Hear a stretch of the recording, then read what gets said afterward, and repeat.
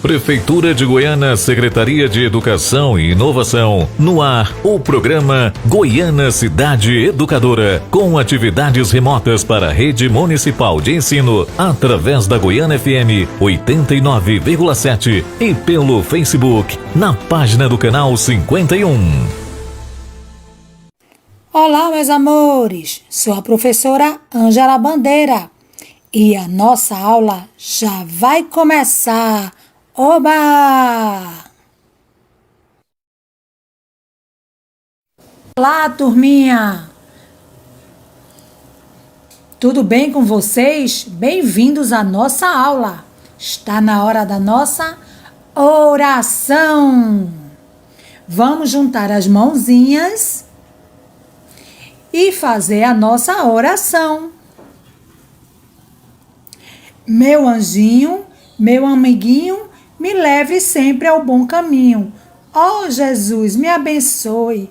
Amém. Vamos observar como está o tempo hoje. Será que o céu está ensolarado? Ou será que ele está nublado? Será que está chuvoso? Aí onde nós moramos, está chovendo hoje?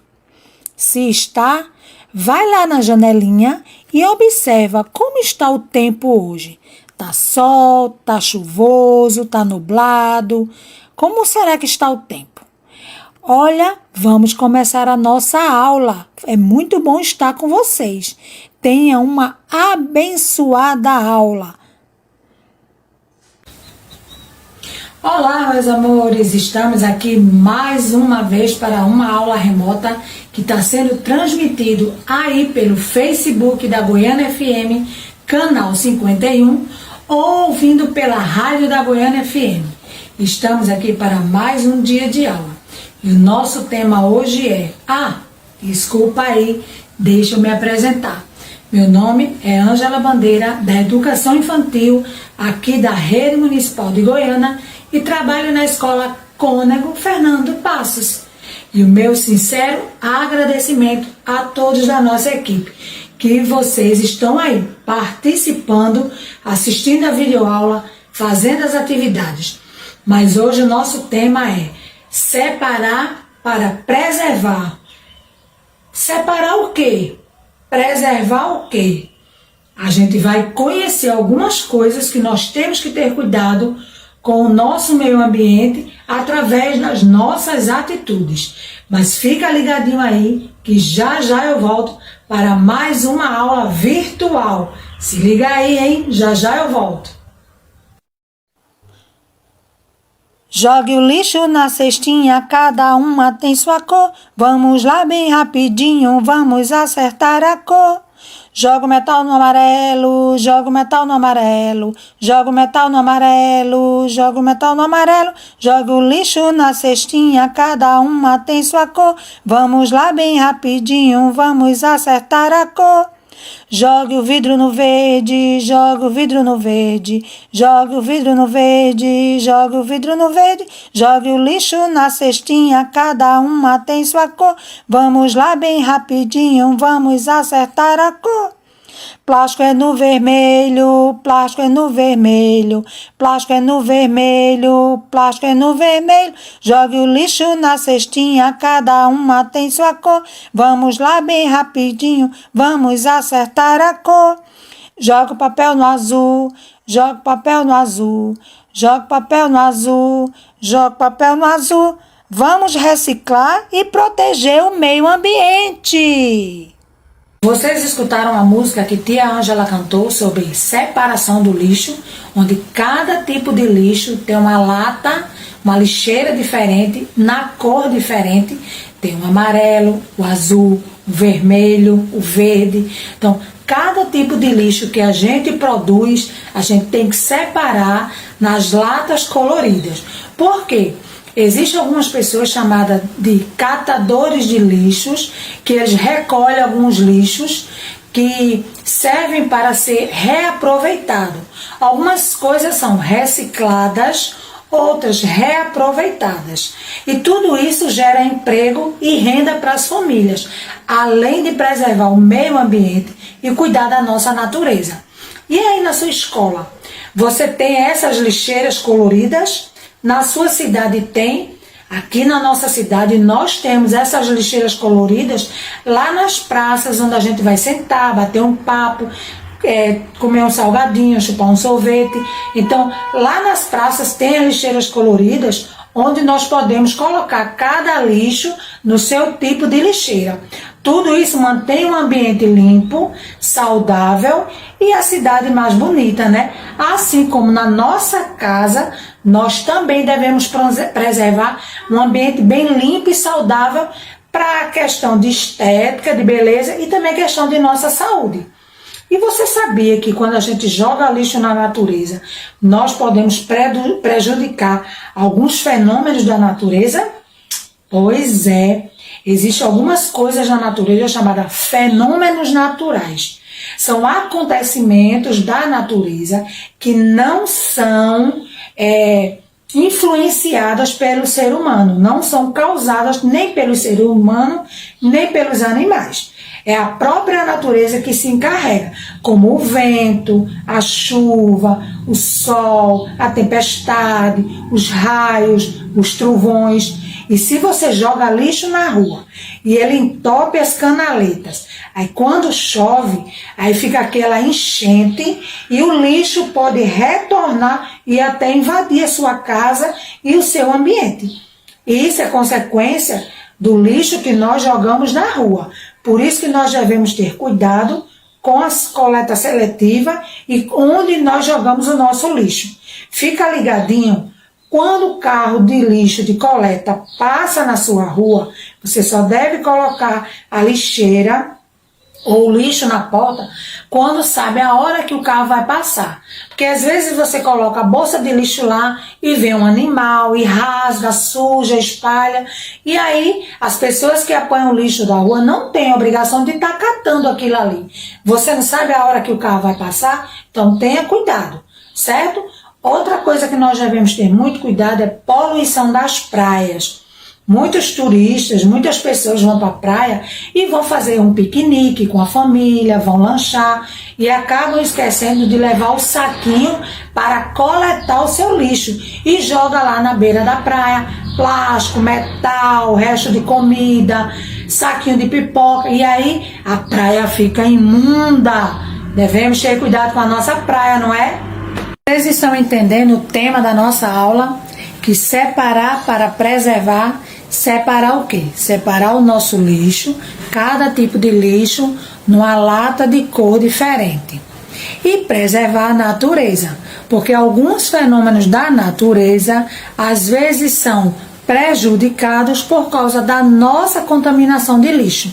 Por exemplo, quando a gente joga muito lixo na rua e que não tem a coleta, e que eles entopem os canais, as canaletas e as ruas. Então, quando chove muito, essa chuva entope as galerias, o lixo transborda, a cidade inunda e esse lixo volta para nossas casas trazendo doenças.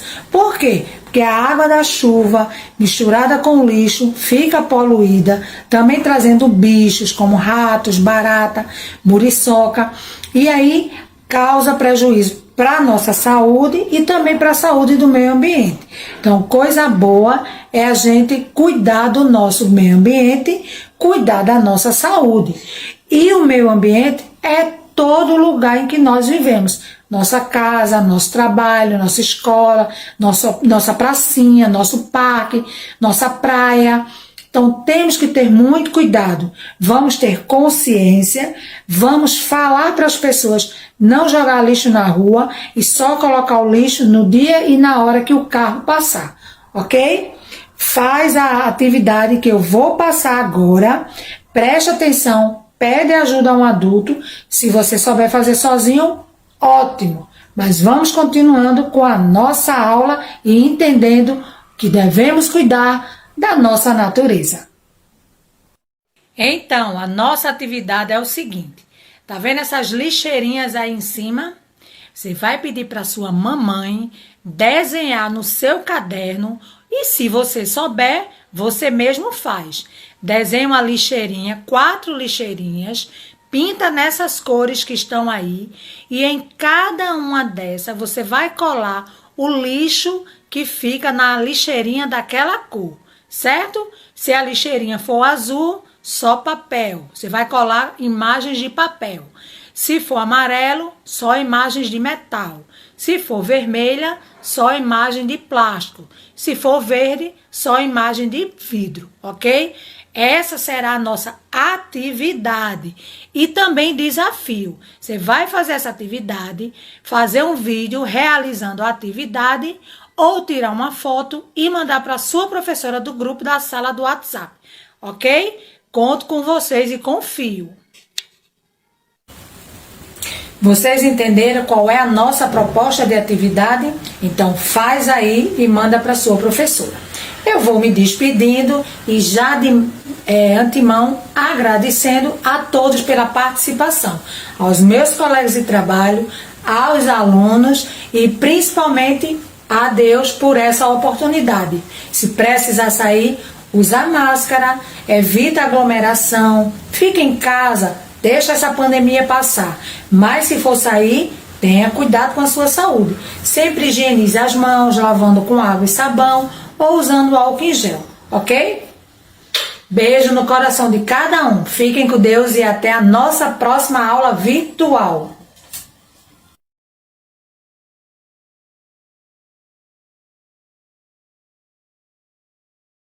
Olá, alunos e alunas da Rede Municipal de Goiânia. É um prazer receber vocês aqui novamente para uma aula de muito aprendizado de ciências. Eu me chamo professora Julie, é um prazer estar aqui com vocês. Eu quero muito que a gente aprenda juntos, que vocês prestem atenção, interajam aí no chat, tá? Para que a gente possa adquirir bastante conhecimento. Vamos lá? Nosso tema de hoje são as características da Terra. Talvez você nunca parou para pensar no que tem debaixo da Terra, né? Às vezes a gente olha assim, a Terra, né? Não dou nem muita atenção. Mas vocês vão ver o quanto que a Terra, o quanto que o solo é importante. Vamos lá? Gente, primeira coisa, eu preciso saber o que é solo, né, professora? A senhora falou de terra, agora está falando de solo, não entendi nada. Então, olha que interessante, a Terra, né, tem várias camadas e o solo é uma dessas camadas, é a camada superficial, é aquela que fica em primeiro lugar ali, tá? Onde a gente consegue visualizar, pisar, plantar. Então, o solo é essa camada superficial da Terra. E ele é rico em minerais e também em matéria orgânica, tá? E tem várias propriedades ali, né, que nos ajudam nas nossas atividades, né? Ajudam o ser humano a desenvolver suas atividades. Ele serve como fonte de nutrientes para as plantas, é importante como elemento na produção agrícola, tá? Então, todas essas funções que o solo tem. Outras funções do solo, gente, o solo ele é essencial para os seres vivos.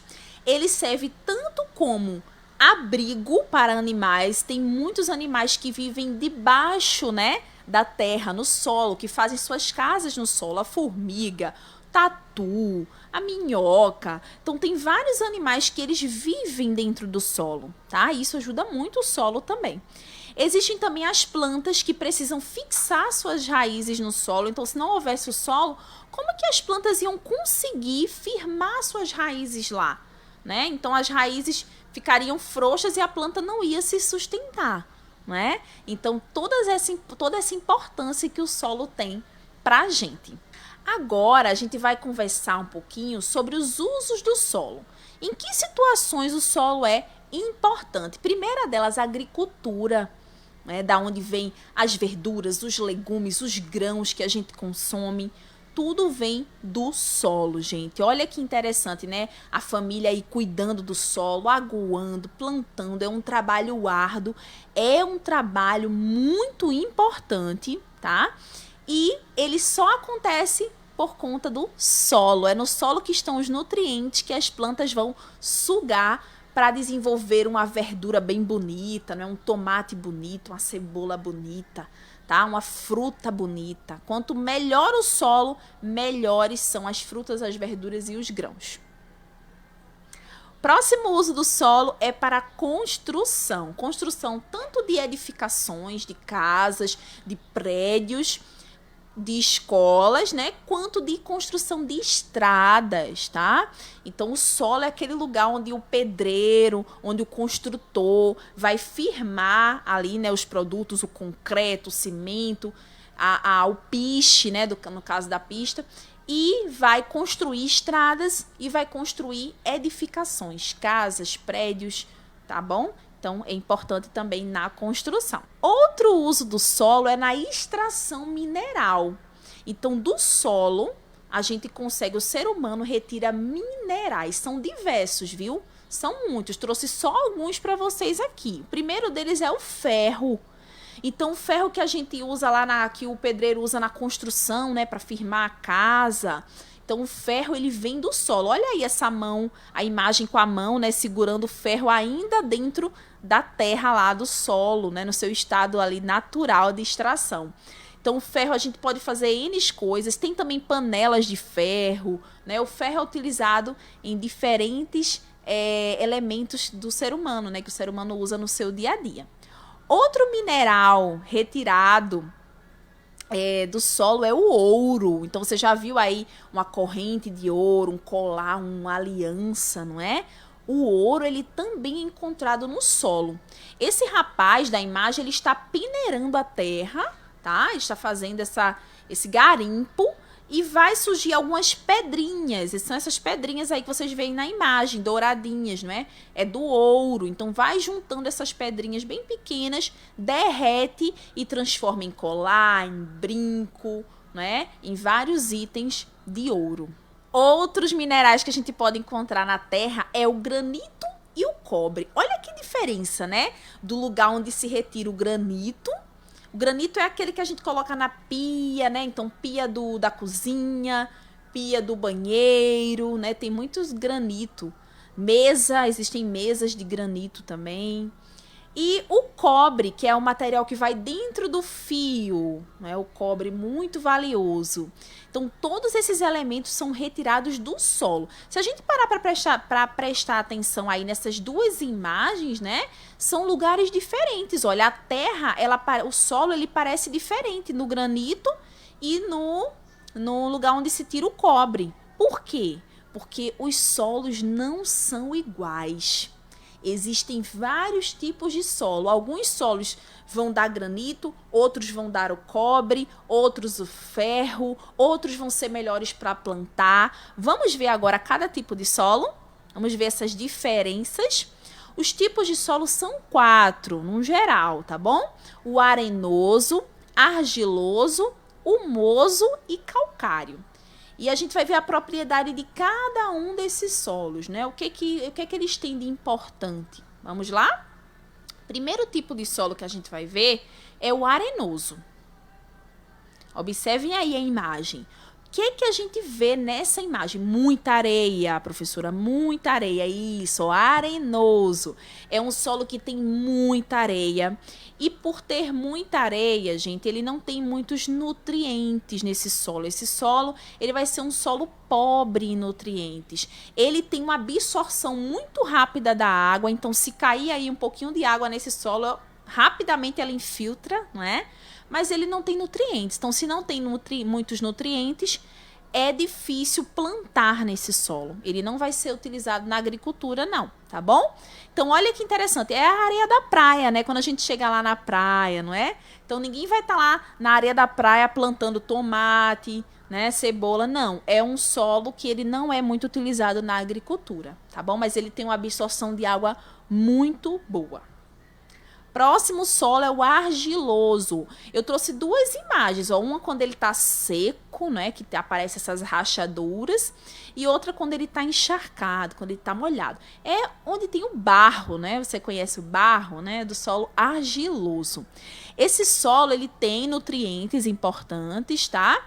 Ele também, após ser molhado, ele tem essa absorção da água, mas é uma absorção mais lenta.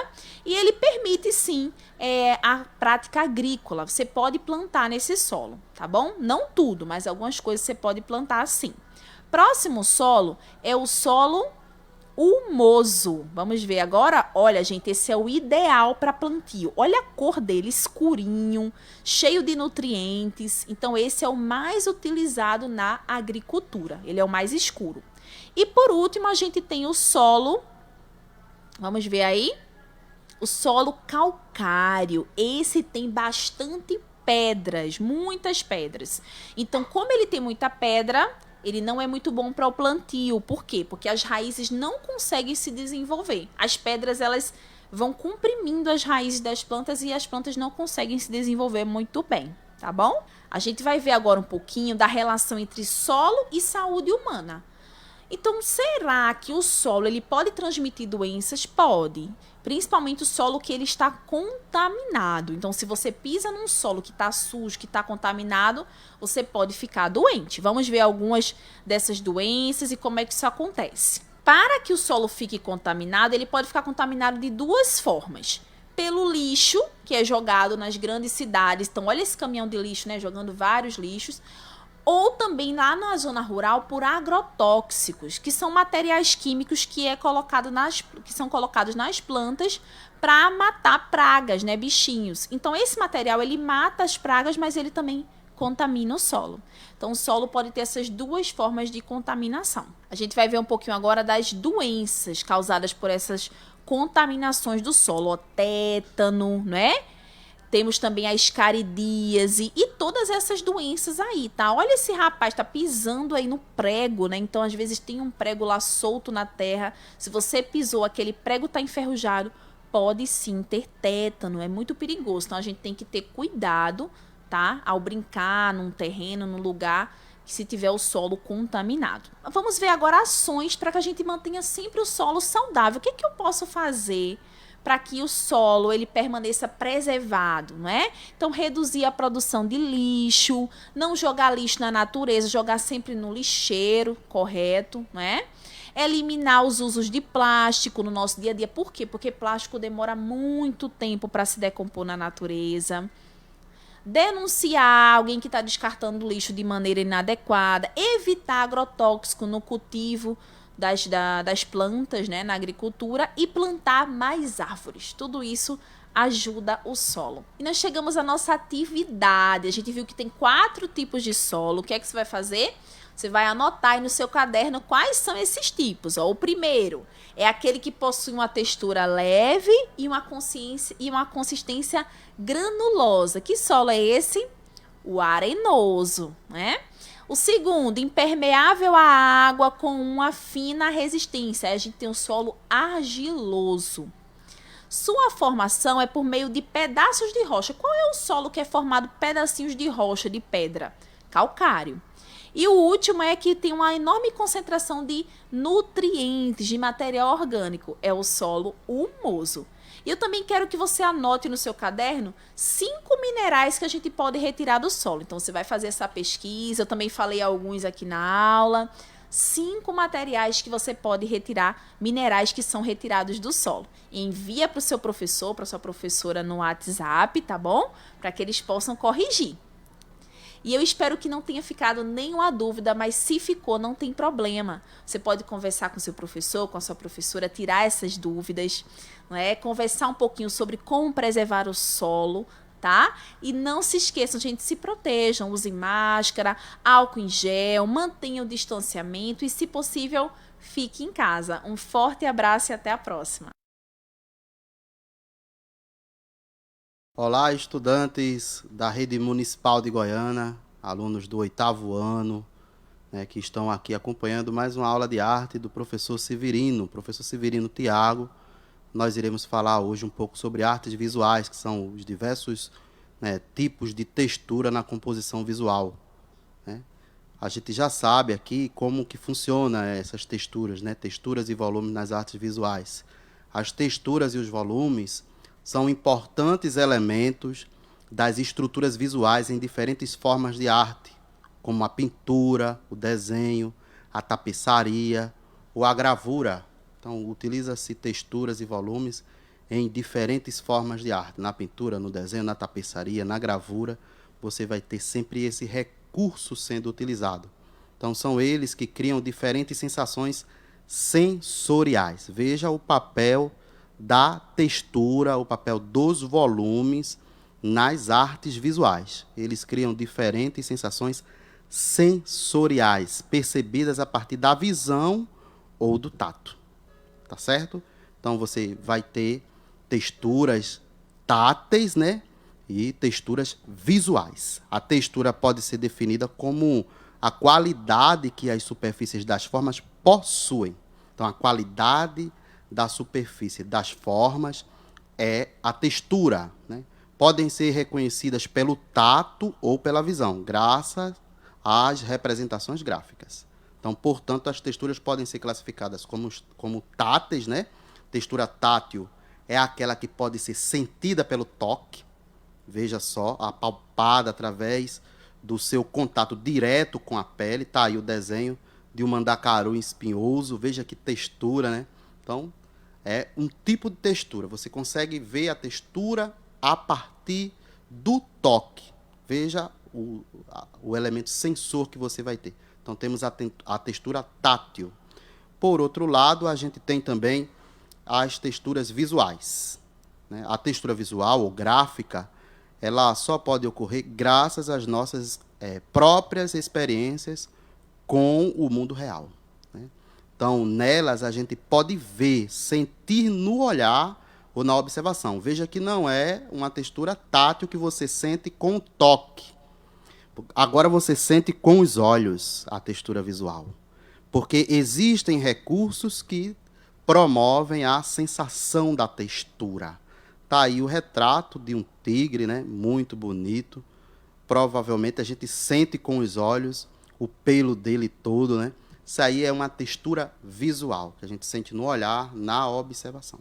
Por sua vez, através das diferenças de tato, né? de toque e de olhares, a gente pode perceber se uma superfície ela é dura, se ela é macia, se ela é áspera, se ela é sedosa, se ela é quente ou fria, se é lisa ou rugosa. As texturas possibilitam para a gente uma série de sensações que vão ajudar a gente interagir com a arte e interpretá-la. Existem basicamente dois grupos de texturas, as texturas naturais e as texturas artificiais. Veja só o que são as texturas naturais. Nas texturas naturais, a gente vai ver que são as texturas criadas pela própria natureza. Aquele mandacaru cheio de espinho que a gente viu na textura tátil no slide anterior, né? Então, são as texturas criadas pela própria natureza, pelo meio ambiente, né? São nuvens, a pele dos animais, as escamas dos nossos peixes, né? As marcas naturais na areia, aquelas marcas de espraiamento que a gente vê no mar, feitas pelo balançar das ondas, né? As cascas de árvores, plumas. Então, tudo isso são texturas naturais, texturas que são criadas pela própria natureza, né? Que dão a arte natural e que podem ser utilizadas também nas intervenções artísticas. Por sua vez, veja só a próxima tela, o que é uma textura artificial. Tem um desenho bem representativo. O desenho aí da sua moto, da moto do seu tio, do seu pai, do seu irmão, do pneu dela, essas marcas do pneu, a gente chama ela de rasgos, né, de texturas. São texturas artificiais. Então, são texturas que são criadas ou transformadas pelo ser humano, pelo homem, né, que utiliza substância, que utiliza ferramentas para fazer essas marcas, essas texturas, né, que tem um papel não apenas artístico, porque a arte tem um papel grande, né? Além de deixar as coisas bonitas, deixam elas seguras. Veja só, ela pode servir também para segurança. No caso aí, a segurança para a aquaplanagem. Tanto é que a gente não pode sair pelo meio do mundo com o pneu da moto ou o pneu do carro careca, né? Raspado, sem essas marcas, sem essas texturas.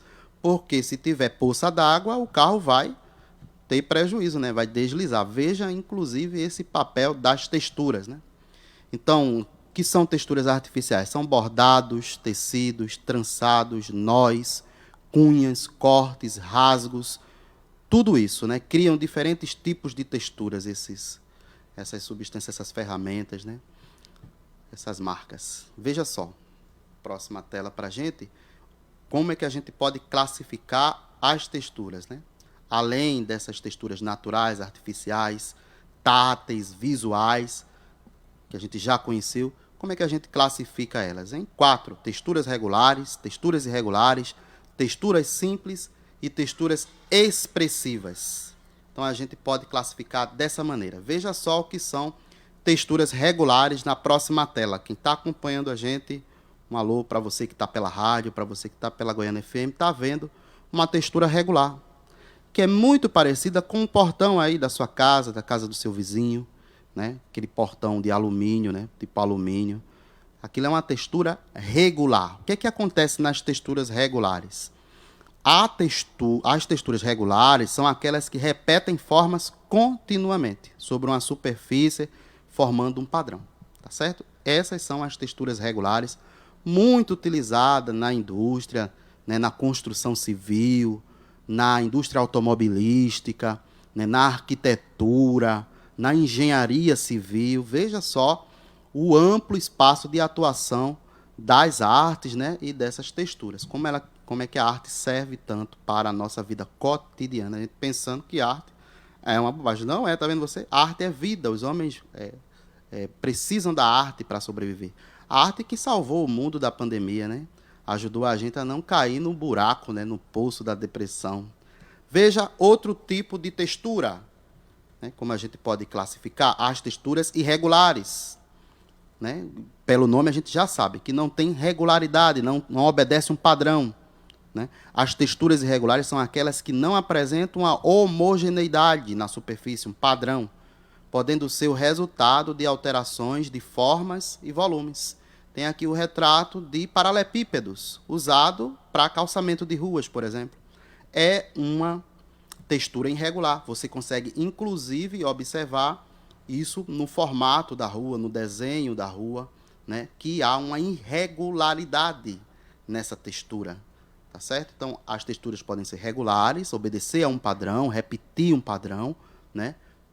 Afinado, tecnicamente bem desenhado, né? Ou pode ser irregular, bem desenhado também, né? Com outras técnicas, mas servir para outra função, ter outra função. Veja outro tipo de textura. Terceiro tipo de textura são as texturas simples. Tem um desenho aqui de uma textura muito simples, alaranjada, né? Mas que de uma beleza tremenda, né? A gente consegue ter várias interpretações aqui, sensoriais inclusive, né? Transmite para a gente aqui várias impressões. As texturas simples são aquelas que apresentam uma simplicidade na sua estrutura básica, não apresentando alterações significativas. Mas não significa que não seja uma arte complexa. Veja nessa que nós temos aqui a questão do olhar. A gente sabe que as texturas são sentidas pelo olhar, pelo toque, e ela já transmite aqui uma textura visual simples, né? Já transmite informações importantes de luminosidade, de textura, né? Tudo isso está aqui. Então, onde a gente vê texturas simples? Em acetinados, né? Em sedosos, em materiais macios, tem vários outros exemplos de texturas simples. Por sua vez, temos esse outro tipo de textura aqui da próxima tela. Acompanha aí. As texturas expressivas. O que são as texturas expressivas? Elas também são chamadas de texturas compostas. Elas são formadas justamente pela junção de diferentes elementos e informações táteis, do toque, tá certo? Então, rachaduras, rugosidades, espinhos, né? Entre outros, são exemplos significativos de texturas expressivas. A gente está tendo aqui na tela, quem está acompanhando pelo canal 51 do Facebook, está vendo como se fosse um muro, uma parede de tijolos aqui, que estão formados, né, com outros elementos táteis que a gente pode observar e tocar também.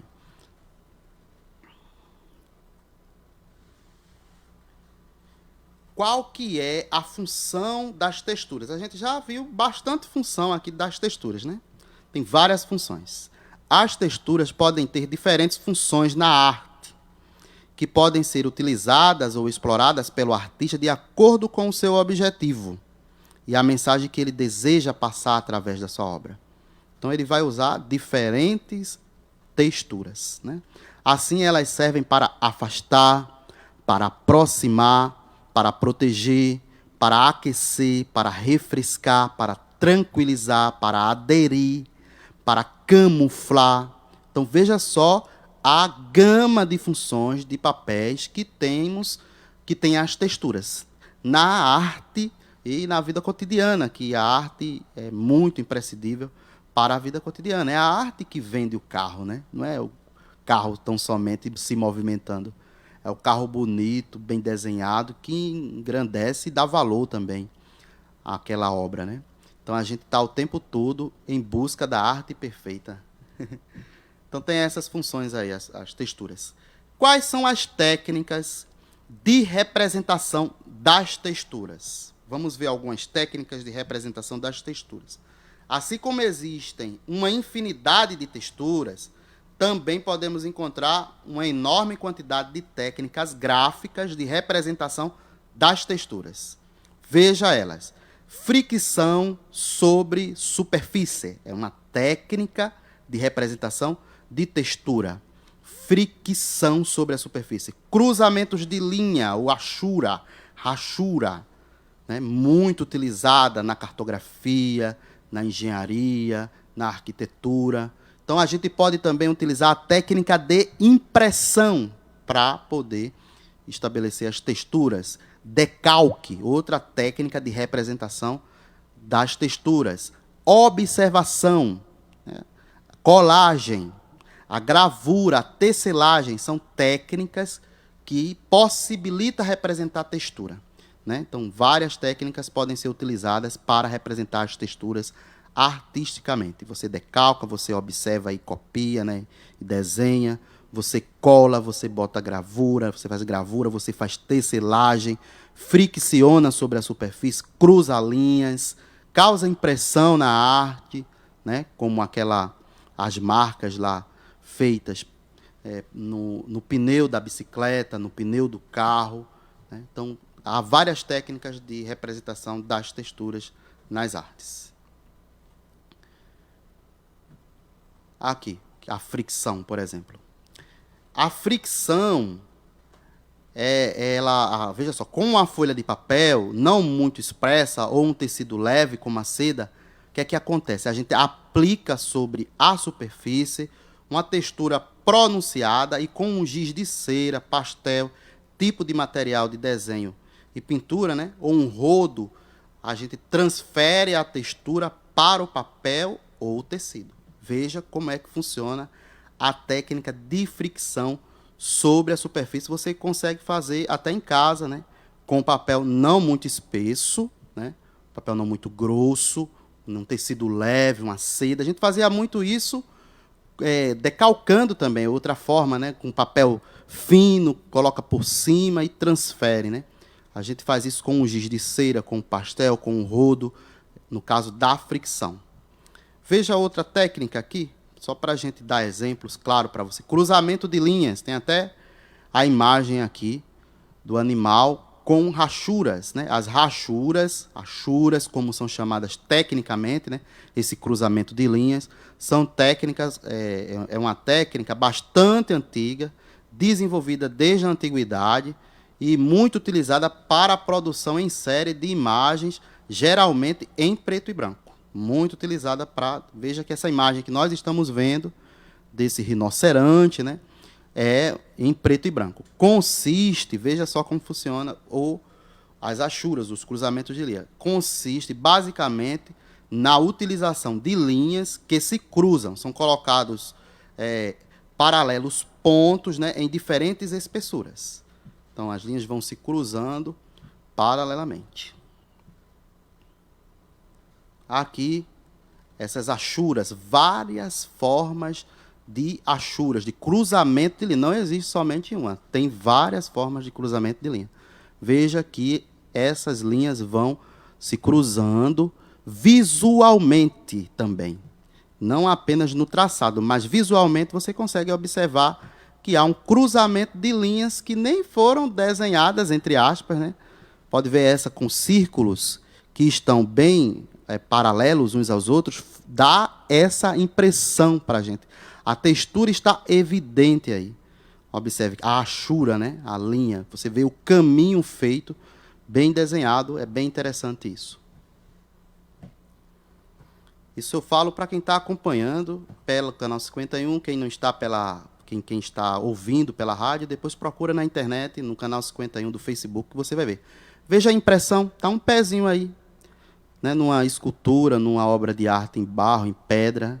Né? No caso, aí me parece ser bem antigo. Através de um molde inicial, que pode ser feito com vários materiais, como borracha, madeira, e até mesmo folhas e outros materiais naturais, carimba-se uma superfície plana. Então, você consegue ver textura a partir da impressão. É um carimbo que você faz na obra de arte, né?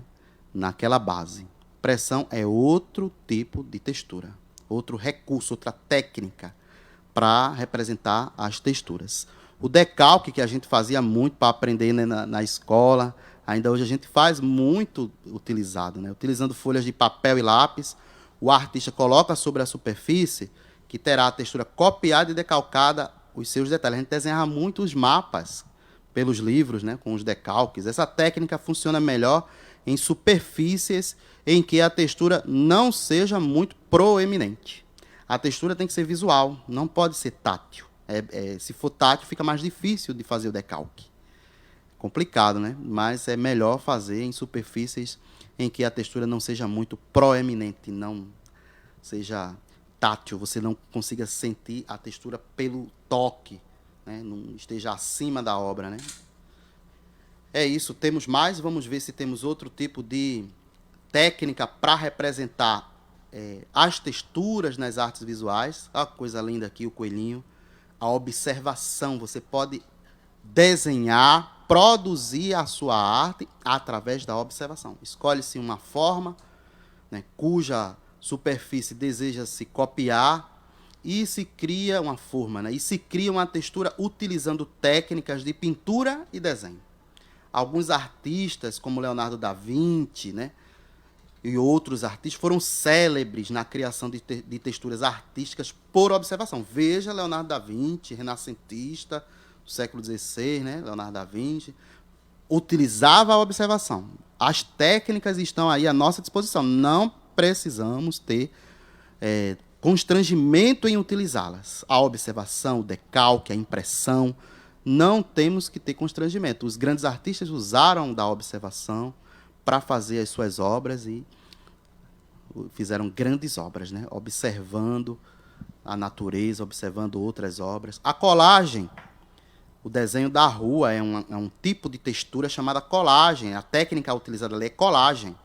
O muro de tijolos, né, paralelamente armados, ali aquela textura expressiva que a gente conheceu, é feita a partir da colagem. A colagem é uma técnica bastante rica em possibilidades. Quando se quer criar texturas, nela diferentes objetos e substâncias são sobrepostos a uma superfície. Os bordados e outras formas de juntar, de se juntar ou se fixar um elemento sobre o outro, também são classificados como colagem. Então, bordados, né, e outras formas de juntar, de fixar os muros, até mesmo em outras obras de arte, a gente vai observar a colagem. Muito interessante. Veja uma técnica de representação da textura que a gente pode utilizar, né? Muito utilizada no nosso dia a dia, porque está aí, a cidade é construída pelas artes, né? As artes inspiram a construção da cidade, né? Da nossa vida, na verdade, cotidiana. Temos outro tipo de textura, a gravura, muito antiga, né? A gravura. Por meio da gravura, uma superfície é sulcada. Os sulcos são muito utilizados nos pneus, né, que a gente falou tanto aqui. Pode ser queimada, cortada, partida, rasgada, amassada, né, dobrada, criando-se assim uma textura. É outro tipo de textura. Tá certo? Pessoal, eu estou terminando por aqui. Vimos bastante sobre as texturas, temos muito mais a aprender. Pesquisa aí em fontes confiáveis da internet, né, em sites que trabalhem com educação, com ciência, com artes, né, porque a arte não é brincadeira qualquer, é uma brincadeira técnica, artística, científica, né, que merece dedicação, compromisso. Os artistas merecem nossos louvores, né, merece toda a valorização possível das autoridades, porque eles engrandecem a nossa vida e fazem nossa vida melhor. Então, continuem cumprindo com os protocolos de segurança, tá certo, pessoal? Usando máscara, mantendo o distanciamento social, voltando às aulas aí essa semana, muito cuidado com as aglomerações. Façam o que os professores estão pedindo, tá certo? Que é tudo para o bem da gente, para a gente vencer essa pandemia. Boa sorte, fé em Deus e luta para frente, né?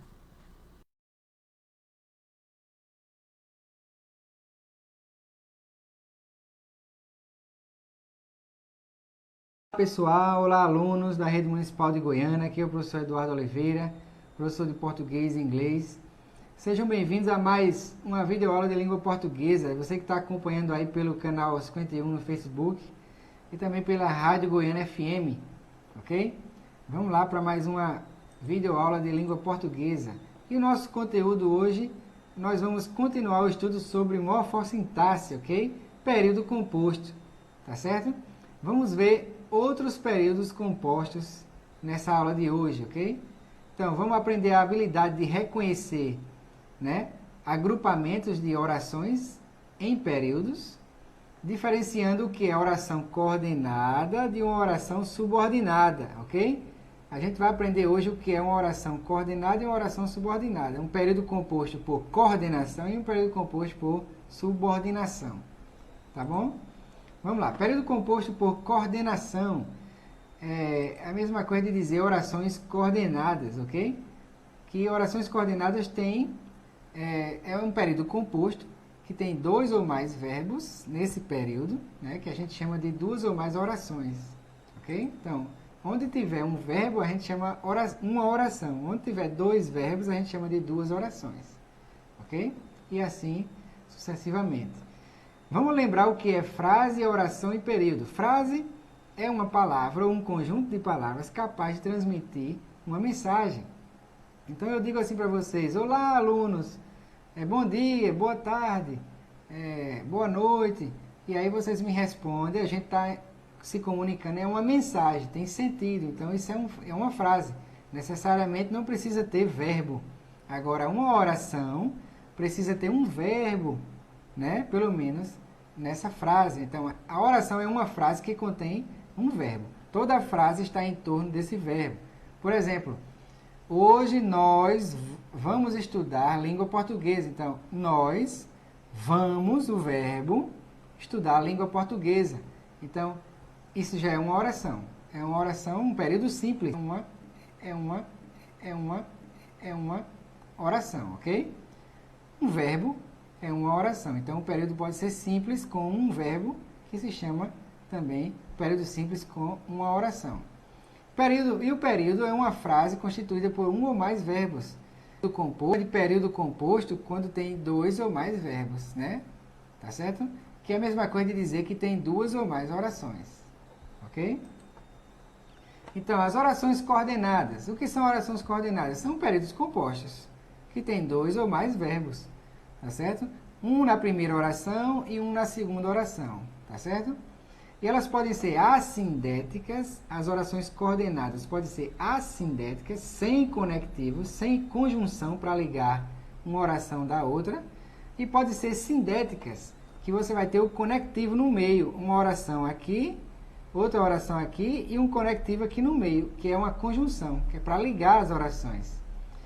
E são quantas? São 5 tipos, né, de orações coordenadas sindéticas. Quais são elas?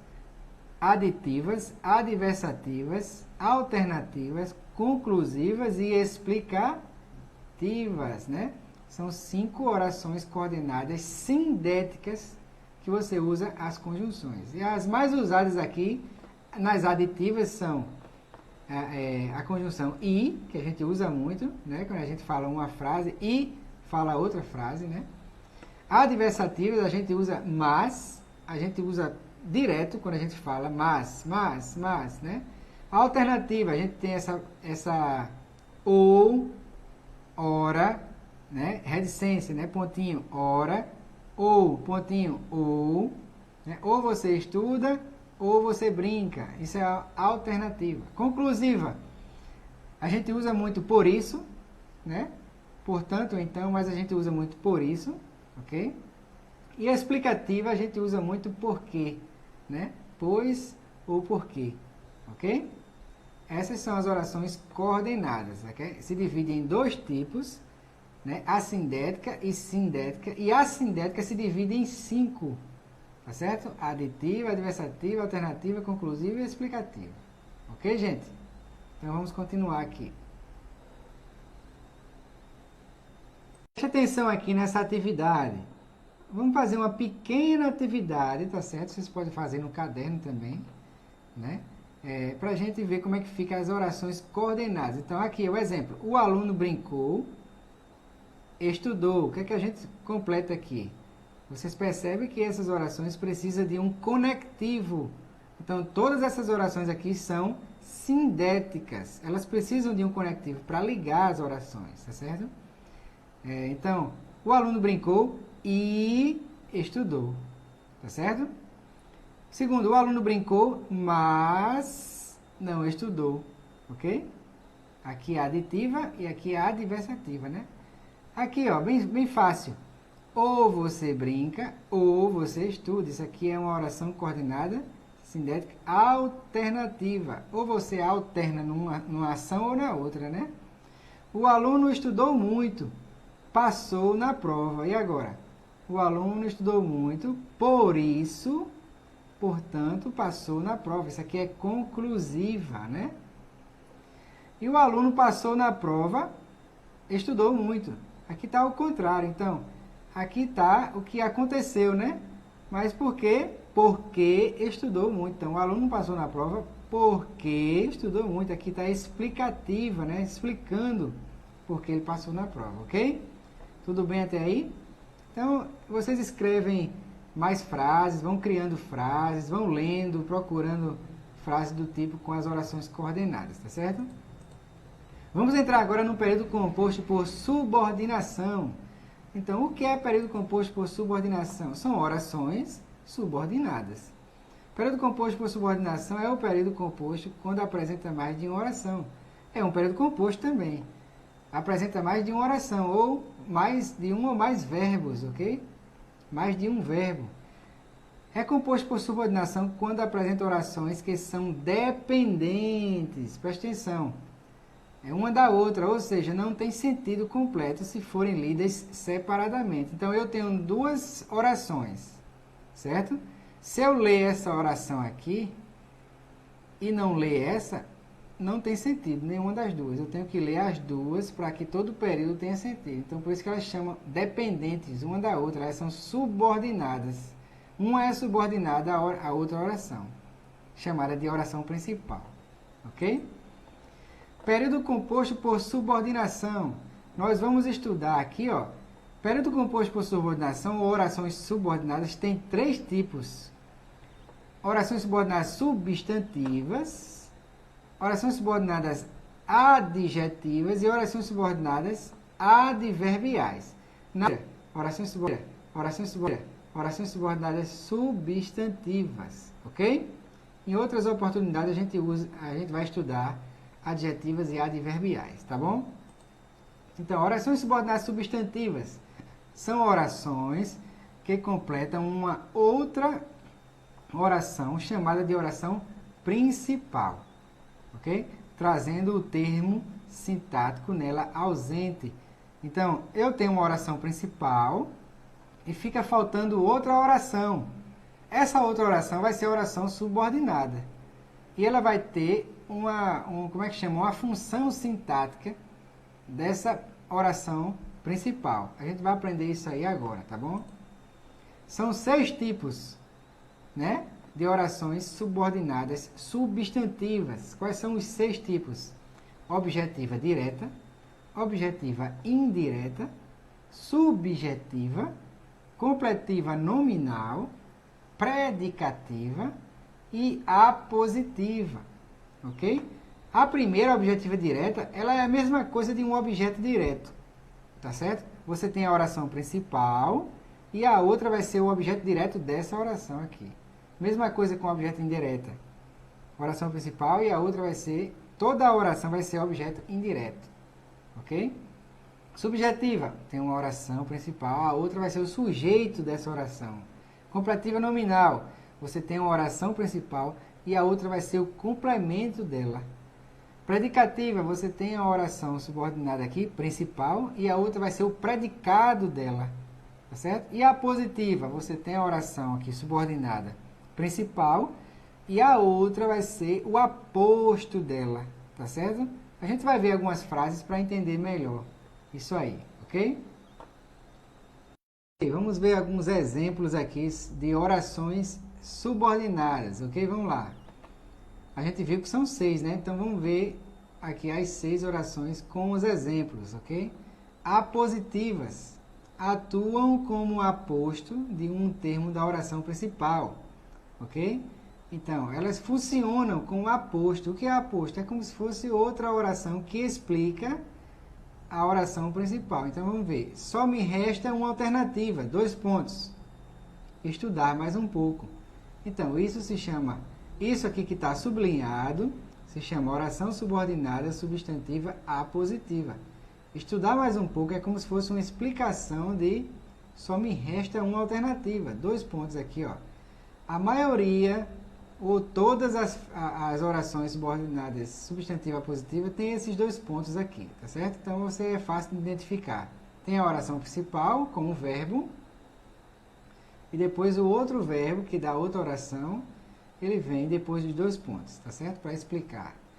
Objetiva direta são aquelas que exercem ou funcionam como objeto direto em relação ao verbo da oração principal. Por exemplo, queremos que você seja nosso amigo. Queremos. Queremos o quê? Né? Queremos. Qual é o objeto direto do verbo querer? É outra oração. E essa oração, você seja nosso amigo, tudo isso aqui é o objeto direto de queremos. Então, queremos é um verbo, é uma oração. Que você seja nosso amigo é a segunda oração da oração principal, queremos. Então, tudo isso aqui é objeto direto do verbo da primeira oração, queremos, ok? Então, você tem que saber identificar se o verbo ele é transitivo direto para ter o objeto direto, tá certo? Ou se ele é transitivo indireto para ter o objeto indireto. Vocês têm que revisar esse assunto de verbo transitivo direto, indireto, objeto direto e indireto, para saber das orações subordinadas aqui, tá bom? Então, objetivas indiretas também, ó.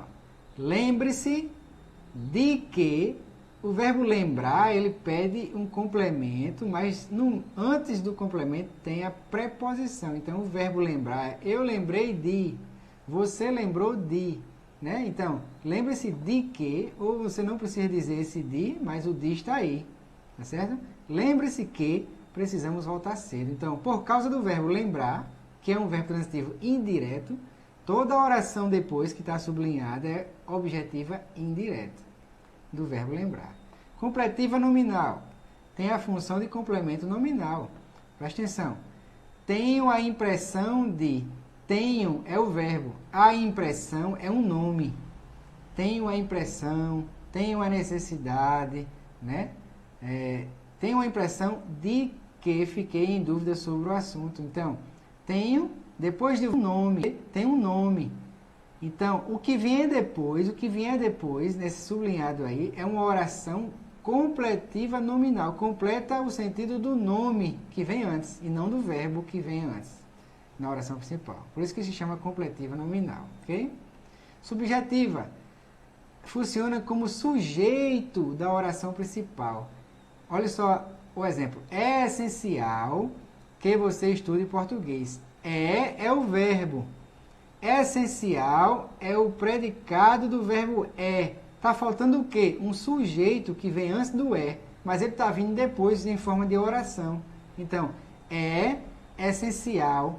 O que é essencial? O sujeito. que você estude. Que você estude é o sujeito do é. Deu para entender? Então, é como se dissesse assim, estudar português é essencial. Estudar português é o sujeito. E predicativa funciona como predicado do sujeito da oração principal. É parecido com o subjetivo, sendo que agora vai faltar o predicado. O subjetivo falta o sujeito e o predicado falta o predicado. Predicativa falta o predicado, ok? Exemplo, a verdade é. Veja, a verdade é o sujeito da frase. É o verbo. Está faltando o quê? O predicado. Essas orações subjetivas e predicativas funcionam muito com os verbos de ligação, ok? Verbo ser, estar, permanecer. Então, a verdade é. Está faltando o quê? O predicado do sujeito, verdade. É que ele nem tentou fazer a atividade. É uma oração subordinada, substantiva predicativa. Ok, gente? Então, só lembrando aqui, vou falar mais uma vez para que você não erre essas duas aqui, tá certo? Subjetivas, quando a gente fala de subjetiva, a gente está falando de sujeito. Então, é o sujeito que está faltando na oração principal. Aqui você tem a oração principal, é essencial. É o verbo de ligação. Essencial é o predicado desse verbo. Está faltando o sujeito antes desse verbo, que é estudar português. Então, toda essa oração é subjetiva. Na verdade, é o sujeito, né, que está faltando. Predicativa é o predicado quem está faltando. Olha aqui, a verdade é o sujeito da frase, é o verbo de ligação, né? E o que é que está faltando? O predicativo desse sujeito, é o que dá qualidade à verdade. Então, a verdade é que ele nem tentou fazer a atividade, é chamada de predicativa, ok? Essas duas aqui, você pode até confundir, ok? Mas é bem fácil, só é prestar atenção na posição aqui do verbo de ligação. Se começar com o verbo, vai faltar o sujeito. Se começar com o sujeito, vai faltar o predicado, ok? Agora vamos fazer uma atividade bem simples, você pode fazer aí no caderno, ó. Vamos completar as orações principais. Aqui eu coloquei as orações principais, e aí você vai completar com orações subordinadas substantivas, tá certo? Eu coloquei na sequência para ficar mais fácil e que você possa criar e completar essas frases aí. Eu já comecei, agora eu comecei a fazer e você agora completa, certo? Você pode usar a sua criatividade. Letra A, é necessário que você completa a frase. E essa frase ela é o quê? Começa com o verbo de ligação aqui, ó. É necessário, já tem o predicativo, falta o sujeito, então isso aqui é uma subjetiva, né? Letra B, quero que você completa. Quero é o verbo transitivo direto, então está faltando o objeto direto, é objetiva direta. Letra C, eu me lembrei de fazer o quê? Complete a frase, então lembrei é o verbo lembrar. Ele é um verbo transitivo indireto, porque precisa de uma... O que é que vem depois? Vem um objeto indireto, por isso que chama objetiva indireta, ok? Letra D. O importante é... Olha só, o importante é o sujeito. É o verbo de ligação. Igual a letra A aqui, ó, sendo que está trocado. O importante é o sujeito. É o verbo. Está faltando o predicado de importante. Então, o importante é que você estude mais, por exemplo, né? Isso se chama predicativo, ok? Letra E. Tenho quase certeza de. Tenho quase certeza. Eu tenho. Certeza é um nome que vem depois do verbo ter. Então, eu tenho que escrever agora uma oração que concorde, né? Que complete o sentido do nome certeza. Eu tenho quase certeza de... Aí você completa. Isso se chama completiva nominal. É um complemento nominal. Letra F. Vou dizer uma coisa. 2 pontos. Olha, se eu vou dizer uma coisa, agora vou dizer e vou explicar o que é que eu quero dizer. Então, isso se chama apositiva. É um aposto da oração principal. Ok? Então, eu vou dizer uma coisa não tem sentido nenhum. Só quando eu digo. Aí quando eu falo, aquilo é um aposto, eu estou explicando o que eu quero dizer. E aqui com esses 2 pontos é fácil de identificar, ok? É a positiva. Então complete essas orações em casa, tá certo? E espero que vocês tenham compreendido. Aqui está a referência, né? Do período composto por subordinação. E aqui está os protocolos de segurança da Covid, né? Continue aí se protegendo, tá certo? Um abraço a todos e até a próxima aula.